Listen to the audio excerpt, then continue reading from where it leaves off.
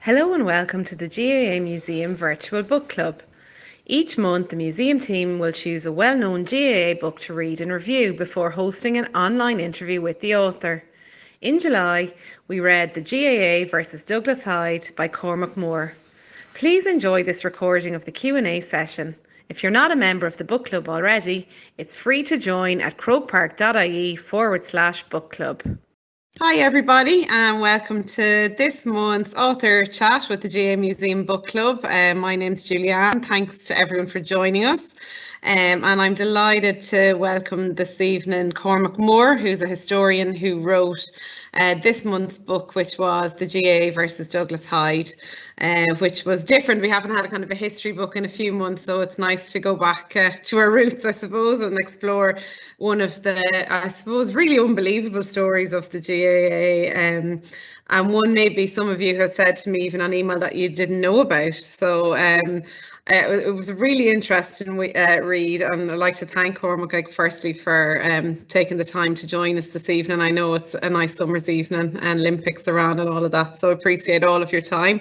You can tell your friends as well that we're chatting, and we'll put this one up online if you'd like to look back. So I'm going to introduce you to Cormac now, and so you can see his face instead of mine for a while. Thanks so much for joining us, Cormac. I've the chat box open. So if anybody wants to type in a question, do that, and hopefully we'll have some interaction along the way. I have some questions here already that you've sent in. So firstly, Cormac, let's go back to the very start, I suppose, of even before you wrote the book. This came about as, oh, hold on, why are you not? Let's have some. I think there's some problem with the internet connection here. Yeah, can see you again. Sorry, guys. This came about as part of your thesis. Was it always going to be a book, or was it originally a shorter version? No, actually, I didn't. When I was doing my masters in UCD back in 2009, I obviously we had to pick a topic for our thesis, and I was captivated by the decision by the GAA to remove such an illustrious figure like Douglas Hyde. Yeah. And so Jeremy referred to her. He was actually my tutor, and he said just have a look and see, was there much on it? Was it very controversial? What happened at the time? And yeah. So I did initial research to see, was there much on it in the newspapers at the time? Because there's very little written about it, say, from secondary sources, as books or art. But then I looked in the newspapers, and it was huge controversy, and there was a complete outcry over it. So sat down with Jim referred again. He said, "Yeah, look, this is definitely a great topic for a thesis." And he put me in touch with Paul Rouse as well, both were in the UCD history department. Yeah. Paul being a very esteemed GAA historian. And yes, so from there I just started researching it, and it just developed a life of its own. And I knew from the very early days that there was a potential for a book in it. Yeah, what a dream for a historian, because there's so much things that have uncovered so much to find such a, I suppose, an interesting story involving a huge organisation like the GAA and a former president of Ireland. Like, it is amazing that there was nothing on it. Yeah, no, absolutely. And I would say one thing, the GAA were great to deal with as well. I went to all of the different provincial councils to the archives in Croke Park Museum, and the GAA were really helpful, even though it's in many ways a very uncomfortable story for the GAA. Very open to sharing as much information as they could on it. And yeah, so it was a great project to work on. Really enjoyed it. Going up to Roscommon where Hyde himself is buried, and you can see the GAA plaque there on his graveside. There's actually great days out as well, going around the country to different archives. And so then how did the process become? I suppose you submitted your thesis, and then did you go on to make this to kind of build on it for a book, or was the book the thesis in the end, or how does that work for us that haven't gotten that far in life? But it's a master's thesis, so it's a like I actually just finished my PhD there last year, which is over 100,000 words, whereas master's thesis was only like 15,000 words. So and a book will be anywhere from around 70,000 generally to 100,000 words. So, there's a lot more involved. like I've done a lot of research for the thesis, but I have to do a lot more. You have to fill in a lot more about Gaelic League history, even with GAA history, the band's history, so definitely, like I think I parked it for a couple of months after I finished my thesis, and then I just knew it kept on, something in my head said, look, let's see, can you write a book? Probably the thought of writing at the time was very daunting. I didn't know, first of all, that I would be able to do it. I didn't know if I could actually write well. You don't know those things until you try them. And but I just started doing a lot of research, and I started writing. I actually really enjoyed the writing. I actually I'm quite a quick writer. I can usually write between 1,000 3,000 words a day. Wow. And when I'm in the zone, I can do a lot of words in a very short period of time. So then I wrote a first draft, and I sent it to a number of publishers, and then Collins Press came back and said they'd love to publish, which I think was probably the best email I've ever received in many ways. So, wow, I can imagine, especially after, I'm sure, a huge amount of research and a couple of years probably of research and then writing it. Yeah, absolutely, yeah. And did they kind of help you then with, I suppose, the layout of the book? Because you say you were daunted doing it. I think it's an easy read, because there's a lot of moving parts, a lot of dense material, but the story is so good, and you've presented it like in such a way that it is easy to follow the story. Like, it nearly reads like a novel at times, because it's such an unbelievable story, and like so many, things that, contradictions and things people did that you would never imagine. So did they help you lay it out and put it all together? Yeah, they did. In fairness, Con Collins, the editor, he did say it actually reads very well, when you read it. So the style didn't change really. It's more like once you get the publishing agreement, there's a long time before it actually gets on a book, bookshelf. Images, front cover, all the editing, the whole process. And then I think I discovered more kind of information after. Can you hear us, Cormac? Sorry, I think the Wi-Fi for some reason is a bit funny this evening. I think there is a storm or something. Okay. Yeah, so we'll see how we get on. We'll keep going. We can see you there, lovely. Anyway, the topic then, before, like, as a historian, were you always interested in the history of sport, or was it Douglas Hyde that was more the kind of the draw, or what was your relationship with him like before you started the book? Yeah, no, it's definitely more I love sport and I love history, and anyway, to marry too, that was what I was thinking. I remember when I was looking at topics for my masters, like I was actually looking at cricket, potentially, why cricket was so popular in the 1800s, and how it actually is dwarfed in size. But then when I saw the kind of Douglas Hyde story, that really captured my imagination. So definitely it would have been more the former, a love of sport and a love of history, and just marrying the two, and to show how they're kind of interconnected in many ways as well. The perfect story for that. And when you started to learn about Douglas Hyde, I suppose the start of the book kind of deals a little bit with his backstory, and he's a very interesting character, not one person I know a whole lot about, apart from the bare essentials, I guess. What did you start to learn about him, or can you describe his personality a little bit? Yeah, well, I agree with you, Juliana. I didn't know a huge amount about Douglas Hyde before I started researching. Obviously, I knew he's president of Ireland and obviously founded the Gaelic League. It just what I did discover was just the absolute the Trojan work he did for so many years. As the first president, and its guiding light up until close to the Rising. And the effort he made on behalf of the language movement, and not just the language movement, but just that whole Irish Ireland concept. Of buying everything that's Irish, playing Irish sports, obviously speaking the Irish language. He did so much work in promoting that cause. And I know he was disappointed that so many of his followers took up arms and would have found the Gaelic League an inspiration for that.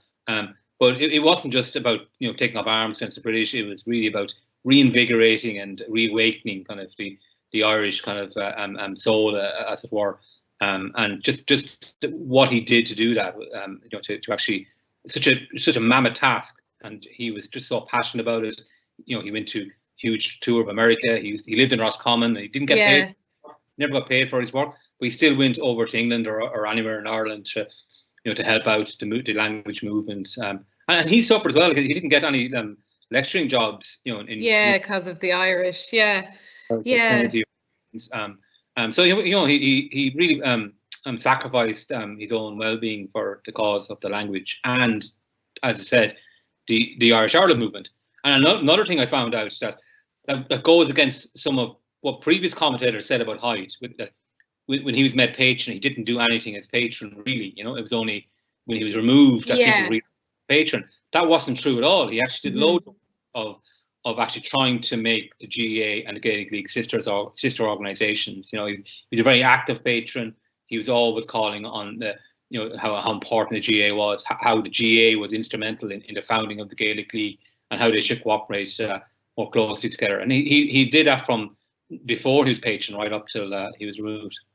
And he seemed to have been a good orator, good at making speeches. Some of his speeches, I know you talk about the one about the de-Anglicisation of Ireland, and some of the ones in the US seem to have been interesting as well. How do you find out about them? Is there copies of those speeches, or is it through reports of them, or where do you get your sources for those? Yeah, well, the de-Anglicising speech from 1892 is very well known one. That's available. You can get it online anywhere. But yeah, a lot of them are from newspaper reports of his speeches. A lot of them are in archives as well. In different places like UCD and Roscommon. But a lot of the ones in America and places like that would have been on newspaper reports at the time. Yeah, the tour of the US sounds amazing, and he made us about $500,000 in today's terms. You say, I didn't know anything about that before. So, and it's funny because Paul Rouse, his book The Herders, which we read a couple of months ago, it starts at the same time, with Michael Cusack, and it's the same story, but I suppose Hyde doesn't really feature in that story. This is the same period, but a totally different story. So it's just interesting that you can be looking at the same newspaper even, and there's two completely different stories in there. And I loved as well with the newspapers, and it goes back to the hurlers as well. The letters were gas, that was where people obviously it's nearly like chat rooms today. People were very funny in them, and obviously deliberately taunting people. And I know there was a couple after he was removed, and they seem to have been quite funny. And I know obviously the topic wasn't funny, but I'd say it's fun reading through all of those letters. Yeah, actually, a lot of the letters I found, say from when Hyde was removed, Michael McDunphy, he was the Hyde secretary. Yeah. He was the first secretary of the president, and so he actually set the frameworks for how the president's office was going to work, how it was going to function. So Michael McDunphy is a hugely important person in actually creating the office of president. Yeah. And he loads of if you go into the National Archives, this is where I found a lot of my research. There's folders and folders on Hyde being removed as patron. But it was literally just months after he had become president. So it was very office, it very much in his seeding phase, and then this huge controversy with obviously a national organisation of the GAA kind of blows up in her face. And McDunphy was very paranoid and very wary of the president's office, how the president must be treated at functions, what the president should do, shouldn't do, where he should go, where he shouldn't go. So he was very wary of what people were saying about the removal. Yeah. And there's loads of press cuttings that are in the president's folders in National Archives on and so a lot of some of the very funny letters, some of the ones that are outraged and all those letters. Yeah, there are some great ones there that I included. There's some I just couldn't include for they're similar to some of the ones I did include. You don't want to just overburden the book with too many. You get to make your point. You pick and choose. Yeah. I thought they were good. He's a great character, McDunphy, and someone obviously very important to the Irish state, as you say, in forming the protocol around the president. I hadn't heard from him at all. You kind of can imagine him, though. He seems to, have been one for protocol, and I thought it was funny the way he commented on the reception at the two matches and the GAA. He wasn't really happy with how they treated Hyde when he arrived at the final, whereas he was delighted that the FAI gave him a room of his own and treated him, welcomed him in a better manner. So I thought it was really interesting little insight into Ireland at the time, I suppose, and the different types of and the role of the civil service. Yeah, absolutely. I think one of the reasons maybe the GAA kind of was very confident of itself. It didn't feel the need to go all out to entertain the president, whereas the FAI were probably shocked that the president agreed to go to the match. Yeah. It's all out. But it was very interesting what McDuffie said, and even what he said, like that was so Hyde went to the Gaelic football All-Ireland final between Kerry and Galway, but it went to a replay and he didn't go. Well, he said officially he had a cold, but unofficially it's because he didn't like Gaelic football. He wasn't. Yeah, interesting. It's good. There's so many layers to the story. We'll go back a little bit and just talk, I suppose, about the band. The band itself is nearly a character, I suppose, in the book. Yeah. And I didn't realise until reading this, it was in, then it was out, then it was in, then it was out, and eventually they said we're not voting on this now for 3 years because this is ridiculous. It's causing a big row at Congress every year. So what's your own feelings, I suppose, on why it stayed this time, and why I suppose it became such a controversial thing, and then why it took so long for it to be removed? I know there's lots in that. Yeah, Chris. Yeah. Well, I think a lot of people assume because Ireland or part of Ireland had achieved independence that there was no need for a ban anymore. But a lot of people didn't think that. And first of all, 6 counties were partitioned, and were still part of the United Kingdom. So and Ulster were very strongly pro retaining the ban. And they had huge problems in trying to be culturally recognised. They were living in a jurisdiction that had no time for Irish culture, and and they found it very hard to survive, or even to play their games, or to find out results in newspapers, or even when radio became common. You can never get a GA in Northern Ireland. So they had big problems. So they were always going to be very, very supportive of ban for a while. But a lot of people felt that the rest of Ireland, even though there was some independence, the Irish state and its institutions were very similar to the British. That they were aping. The courts were pretty much carbon copy of what they were before. So there was this kind of feeling that there was a lot of Anglicisation in Ireland, and it was the GAA's job to make sure that was stopped, and that's the Irish culture came through. And look, there was a lot of votes, as you said, in the 20s to remove the ban, but they were never really decisive. I think one was close enough, relatively speaking, but the rest of them were decisive in retaining the ban. And it made sense for them not to bring it up every year, because it was just pointless. And the 3-year rule, I thought, was a good idea, because it stopped this annual kind of argument over the ban coming up, where people knew what the result was going to be. And then it kind of created, in the 30s, there's a lot of movements that were in trying to embrace the Irish Ireland concept, and make it more prominent, like the idea of jazz. I have a chapter on that as well. That people playing jazz in halls was actually very controversial, and people only wanted Irish dances played, and people were really trying to make sure that the Irish Ireland culture kind of stood out, and GAA was a big important part of that. So that's why. So it actually became a steadfast rule by the late 1930s, and a lot of the leaders. And I think this is one of what I found important when I was researching the book. Even though the general members or the players mightn't have cared too much about the bands themselves, the people in the powerful positions of the GAA, the ones who are making decisions, whether at county, provisional or national level, they were very pro-ban, and on that basis, it was always going to be difficult to change the rules. Yeah, it's and the general population in general, did they were most people, you might have had a preference, but did most people probably watch everything if you liked sport, or was there a divide in society? Did you only go to soccer or rugby? I guess rugby maybe was more upper class at the time, or was it as cut and dried as that? It seems like a lot of people did like soccer as well. Yeah. Well, obviously it depends on where you are in Ireland. And also, now it's very easy for us to watch any game we want on television. And television, the advent of television was one of the reasons why the ban did go when it went.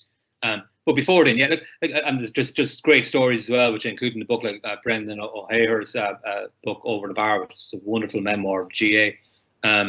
Actually, it might be a good idea for a book club. Yeah, someone had suggested that. Yeah, thanks for that. Yeah, it's a great book. But he was so he went to school in Galway, and he actually, when he was playing soccer, his name was in English, and he was playing GAA was in Irish. Like, that was happening up and down the country. Yeah, you'd hear those stories. He used to have a big long overcoat going to soccer games. And Mick Mackey, a very famous Limerick hurler, being from Limerick, which a lot of people love rugby there as well. Yeah.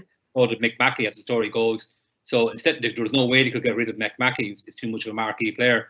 So they actually made him a vigilante, so he could go to rugby matches and spy on people. The reality was, he didn't do any spying; he was just watching the matches and getting away with it. So there's a lot of people. They found it a very strange rule, because there was only 4 sports involved in it. It was only like rugby, soccer, cricket, and hockey. We're going like, what about tennis or golf? Like, they're a foreign game, but you can play them. So and the bridge, you can play bridge as well, but you can't play soccer, which is an international game. So there's all this confusion, and then the way the GAA kind of were very kind of sporadic in terms of how they administered the rules. Yeah, some people got away with it, like people like Jimmy Cooney didn't. Douglas Hyde was punished, the most famous Irish hurler of them all. Other people got away with it, and then they had their own foreign dance rule that you couldn't have a foreign dance in GAA halls, or members couldn't go to foreign dance. But yet they were allowing GAA clubs up and down the country actually have foreign dances in their halls to make money. So and they didn't about it. So there's loads of hypocrisy, and I think that's what really bothered a lot of people about the rule. That it was confusing. It was sporadically administered, and there was a lot of hypocrisy as well on the GAA's part. Yeah, it's fascinating that it kind of lingered for so long. I have a question in here from Mick saying, do you think that the ban is still there unofficially in some quarters of the GAA? Yeah, well, I remember when I was going to school that, if we ever played soccer, it often did affect our chances of being picked on the team. That was I know of loads of stories, but like Liam Brady talked about that in the 70s in Dublin. I don't think it's much anymore. Like, no. I'm not au fait, obviously, with every locality in Ireland. Maybe there is some people that have hang-ups over the ban, but I doubt it's a big thing. No, I'm sure there was a hangover for a while, but yeah. But I can't imagine. It's 50 years gone this year, so it's I'd say it'd be very, very, far corner in the country that it would still be an issue. And getting on to, I suppose, the incident itself and the main point of the book, do you think when Hyde decided to go with Dev to the soccer game, they said that they were aware there probably would be repercussions? Do you think he thought? I know this is speculation. Do you think he thought it would get to like that, the huge attention and the result that it ultimately did? I don't know if he knew it would go that far. I'd imagine he would have thought that it would have had, it would have drawn criticism from certain GAA quarters, and whether it would have gone to his remove or not, we are speculating because Hyde never actually commentated on the but yeah, look, Mike Dunphy had files written before the game and written before he was removed, and saying that, look, this is going to be controversial, but look, he's now president. Regardless of what Hyde might have thought himself personally, he was now president for all of the people of Ireland. And for him not to go would have been more controversial in the long term than if he did go, because then he was showing that he wasn't president for all of the people of Ireland. That he was taking sides and actually letting his personal opinions cloud his role as president. And did McDunphy comment after personally, or is there anything that he's written in diaries or anything about his own thoughts on how Hyde was treated? But no, he wrote a book about the president's role, but but he doesn't.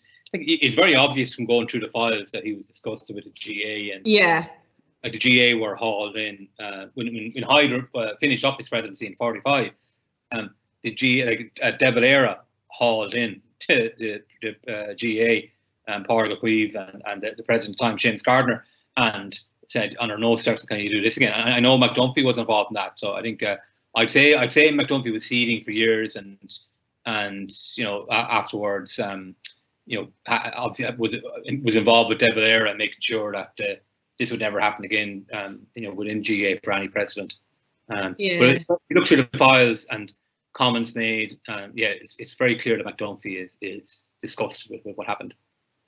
I'm going to go through a couple of questions that came in here. Steve says, I didn't know the story at all. Fascinating. I'm wondering if Cormac received any pushback for writing the story. I suppose it's not the GAA's most shining hour, and even though all the people involved were long gone by the time he wrote the book, I'd be interested to know, was there any opposition to him writing it? And you've said no. As I said from the outset, the GAA were really helpful. Actually, the president of the time, Liam O'Neill, launched my book in Croke Park. So, there was there's absolutely no pushback at all. I think GAA, to give them their dues as an organisation, I think embraced their history more so than other sporting organisations. The ugly parts as well as the not so ugly ones. So, and I think that's been a really good part of GAA now, that the GAA is very aware of its history and it's very open about its history. And that there's a lot of things GAA did shouldn't have done, and they need to be talked about as much as the things that they did done. They're proud of. Yeah. I got zero pushback from anyone to come to writing the book. It's great that the story is out there and researched properly. And I loved in the book the newspaper reports. I think newspaper reports are great anyway, because you get even the language used obviously has changed over time. But when it's reported, firstly that Dev in particular has gone to this match, and then afterwards, was there a lot to go through reading all of that? Yeah, there was. As I said in the book, like, there was loads about Dev, but there was absolutely nothing the GAA could do about Dev because he wasn't a member of the GAA. So, but there was loads about Dev, and then it went to Hyde because he was patron. And another interesting character is Oscar Traynor. So if that photo on the front cover, you see the three people is Dev, Hyde, and Oscar Traynor. He himself was a professional footballer, a goalkeeper, and he was very involved in obviously the whole Irish Revolution phase, and became a Fianna Fáil minister and actually became president of the FAI.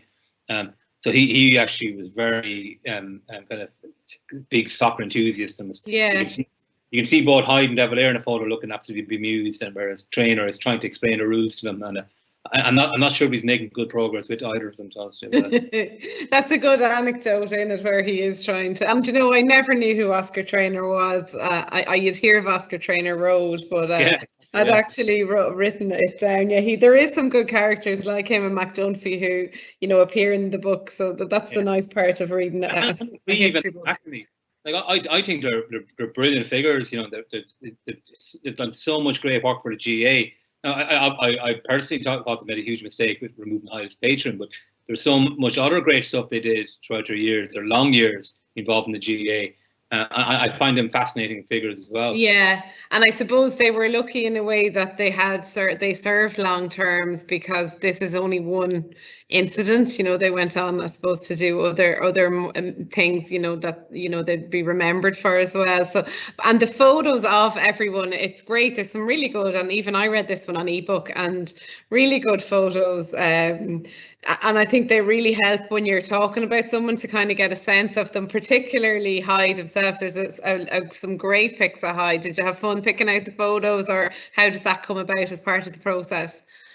Yeah, so the photos is always kind of usually towards the end. You've got your deal with the publisher, and then they usually, I don't know anyone else who's on this talk and has been involved in writing the book or publishing it, but usually you have to pay for certain photos yourself, or you get the publisher to agree to pay part of it, hopefully all of it. But that's a negotiation in itself. So then you have to select photos, and some of them are very expensive. Like the minute I saw the photo that became the front cover, the only way I could find out was Getty Images. I think that cost about €250. But you had to get that, yeah. Yeah, get that. And so thankfully Collins Press paid for that. But if you put a photo on the front cover, it's going to be a lot more expensive than you put in the middle. Interesting. All factors have to be taken into account. Some of them are free. You just have to look. What's really important is the quality. So photos you see on the internet or even in all newspapers, you have to discard, no matter how great you are, because you just don't have the good quality enough to put into a book. That's really disappointing. I found there's so many great photos that I had and I really wanted to have in the book, but the quality wasn't there. So it just couldn't happen. You couldn't have them. So look, a lot of them came from the GAA itself. I think got about 10 photos from GAA. Yeah. Like got from different newspapers like the Irish Independent, from Irish Examiner. A lot of like University Galway came up with some great ones of the early days, in particular of Hyde and Michael Cusack. Yeah, there's some great ones. Yeah, so it's actually I love that part of the projects, but it can be very frustrating as well, because you're limited, often with budget, or you're limited with the quality of the photos. But you just have to keep on looking for in many different kind of places and sources, and eventually you come up with a satisfactory amount of photos you think will add to the story. Yeah, they definitely do. And there's great beards as well, very good beards on show. Yeah, a lot of beards. I know beards are all back in vogue now, but they certainly were in vogue as well during the late 19th century anyway. Hold on now, the storm seems to be coming. Hold on now, I'll go back, send you back live now. Oh Lord. Am I breaking up, or? Yeah, I think there's supposed to be a bad storm. I think it must be something to do with that. It was working fine there. You just went.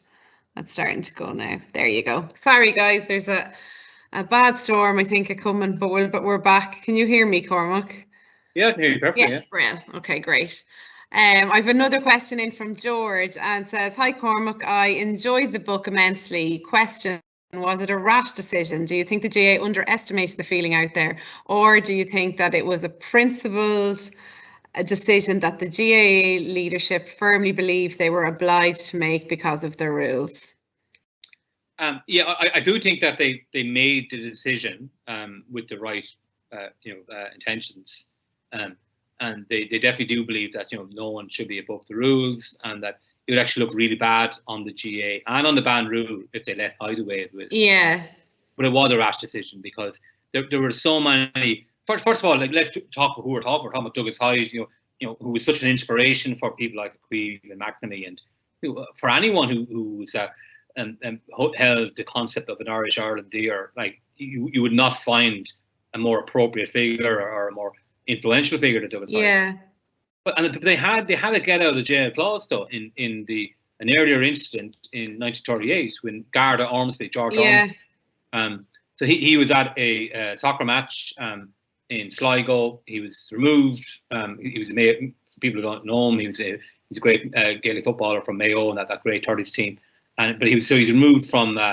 He was banned for a period of about 6 months or whatever it was. But then it was discovered he was actually the reason why he was at the soccer match in February 38 was because he was a guard and he was on duty. So once the GAA found that out, they go, "Oh, that's fine. He doesn't have to be banned anymore." He was on duty. So there's a clear get out of jail clause for the GAA. Like Hyde, why did else was Hyde at the soccer match? He was there as president. It was his duty. He's doing his job. He wasn't there because for the fun of it. He was there because he had to be as president. And the GAA had a very straightforward, and it would have saved them so much embarrassment, so much controversy if they just realized actually this is a very easy way to get out of this, and there'd be no real controversy after that. But why did they not choose to go down that route, do you think?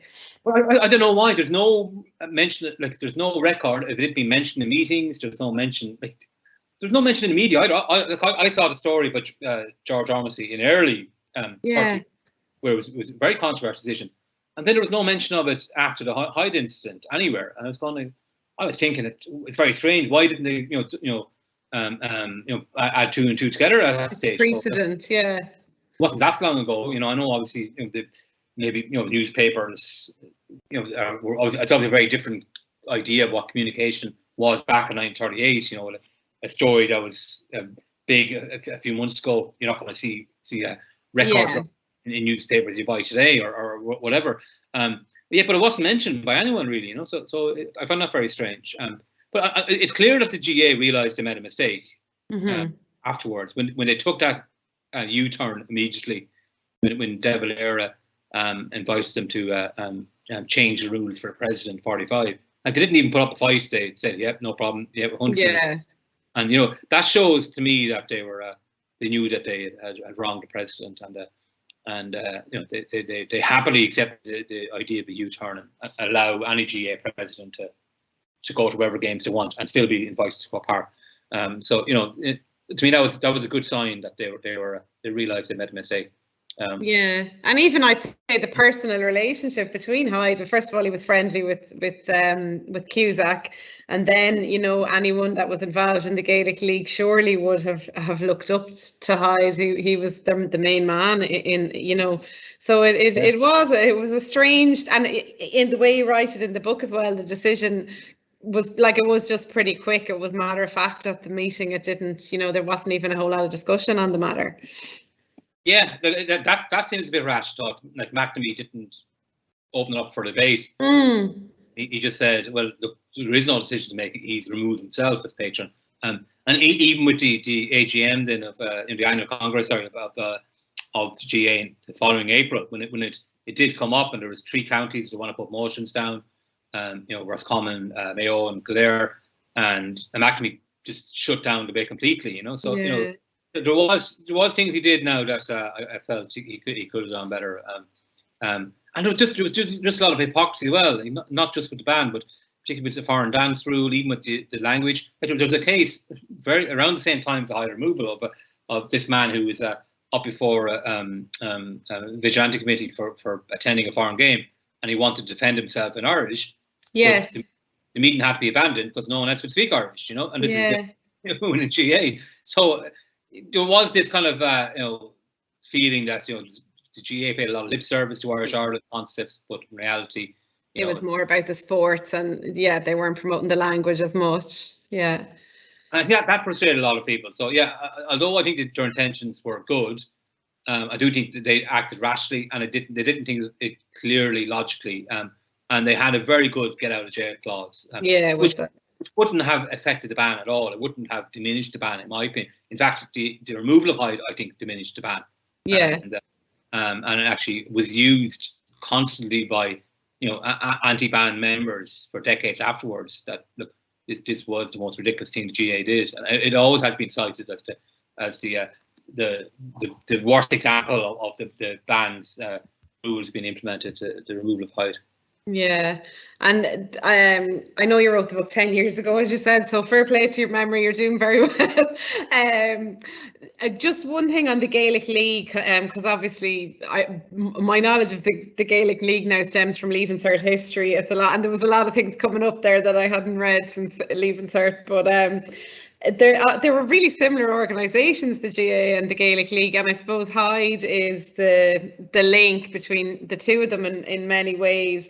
And it's a kind of an interesting relationship in that they're very, at the start, I suppose the Gaelic League's stronger, and then the GAA kind of dominates. How did that whole kind of relationship play out, do you think? And was that in any way a factor in what happened to Hyde? Well, I don't think it was a factor of what happened to Hyde. I think, as I wrote the book, the GAA was founded in 1884 and the Gaelic League, and 9 years later in 1893. And Hyde was always praiseworthy of the GAA that it set the foundation for this Irish Ireland movement. A lot followed after the GAA's example. But then the GAA, at the time of the founding of the Gaelic League, the GAA was at one of its lowest ebbs, and it was actually this popularity of the Gaelic League which helped the GAA recover its strength, certainly in certain parts of Ireland. So some clubs in certain counties were formed by Gaelic League members. Camogie came about through I didn't know that. Very interesting. Yeah, so there's a lot of Gaelic League did for the GAA, and actually help in popularise GAA. When even though the GAA was founded before the Gaelic League was probably the most popular organisation in Ireland by 1900, and Hyde was one of the most popular figures in Ireland at that stage. Yeah. And he did huge to help not just promote the Gaelic League, but other Irish Ireland movements, in particularly GAA. But then obviously by the 30s, you have a state policy that Irish language is going to be taught in schools.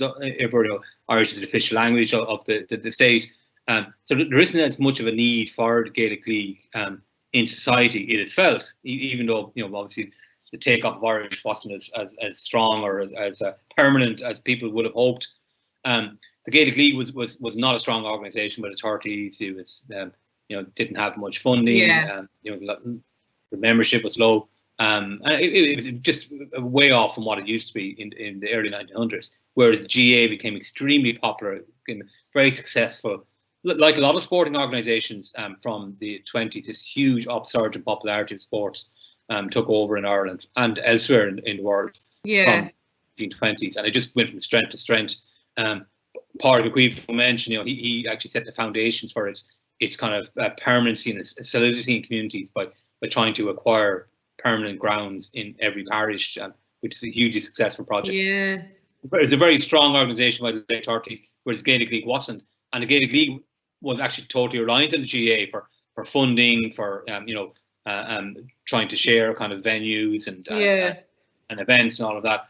And it found that the GAA was bullying it in many ways. The GAA said, "Well, look, we'll help you, but you have to go by our rules." So, like, the Gaelic League removed a ban on foreign dances in 38, and the GAA were disgusted with that, and it even removed one of foreign games as well, and they were disgusted with that, and they said, "Look, we're going to withhold funding unless you actually bring it back in."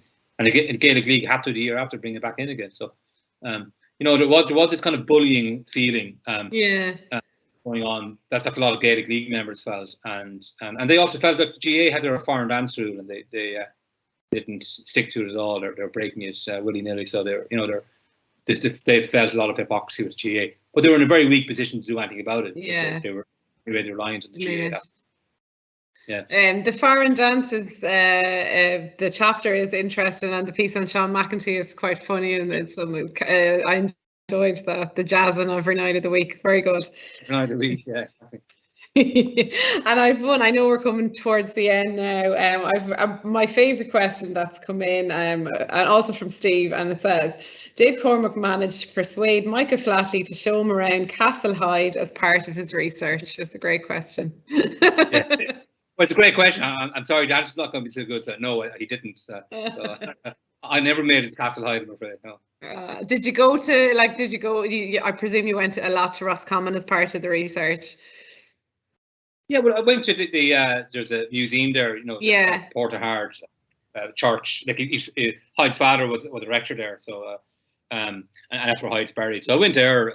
Actually, one photo in the book, the last photo, is of his graveside, which I took myself actually when I was there. But yeah, it was a nice museum. It was good kind of secondary material, and it's obviously nice to see the surroundings. So it was more a lot of the research actually. The secondary stuff the primary stuff was based from GAA, like in its archives. So I think that the day I went to the Portaheart, the French Park, the cemetery, was the same day I went up to the Connacht GAA Council's minutes. They were in Ballahadreen. Yeah, the minutes are very interesting. Yeah, which is on the border of Mayo and Roscommon. So I killed two birds with one stone that day, I think. Very good. The whole process is fascinating. Any other little stories that you've discovered that maybe there's another book in lately, or what way is your research going at the moment? Oh, I'm writing other stuff now, not related. Well, I'm editing the Atlas of Irish Sport. That's going to be a huge book. That's going to be wow. We're getting there with that. That's going to be that's a sister publication to the Atlas of the Grey Irish Famine and the Atlas of the Irish Revolution. And we're probably going to be out in late 2023. But that's going to be huge. So, and we're not, obviously GAA has a huge part in Irish life and Irish society, but we don't want to focus solely on GAA, so we've really tried to cover as many sports as possible. Brilliant. Yes, that definitely people should watch out for that. That's going to be it's very exciting. It's a very long project, once, and I'd say so. Hoping it would have been finished at this stage, but we still have a long way to go. But it's going to be brilliant. We've got about 150 contributors. We've got so many great kind of chapters and case studies and captions and photos and images, maps. It's going to be an unbelievable publication. But we're still a long way to go before it's on the shelves. But that's going to be exciting when it's out. I was thinking my great present now for my dad in 2 years' time. That sounds brilliant. It's definitely going to be I've no doubt it's going to be a big seller. You know, it's going to be a Christmas present for a lot of households. Thinking 100%. Well, best of luck with that, and we look forward to seeing it. I think that's all the questions. Thank you everybody for joining us.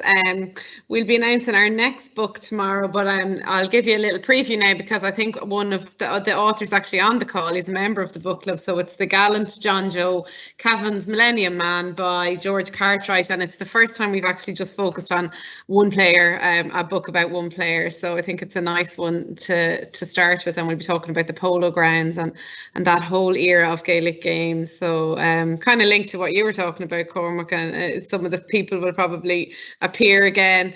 So thanks everybody. McNamee obviously were heavily involved in the polo grounds, so they'll certainly appear. Yeah, so it's a nice little follow on. So thank you to everybody for joining us, and if you want to tell your friends, we'll have this one online, and I'll send the link out to everybody with the video you can watch back tomorrow. So good night everybody, and enjoy the Olympics if you're staying up.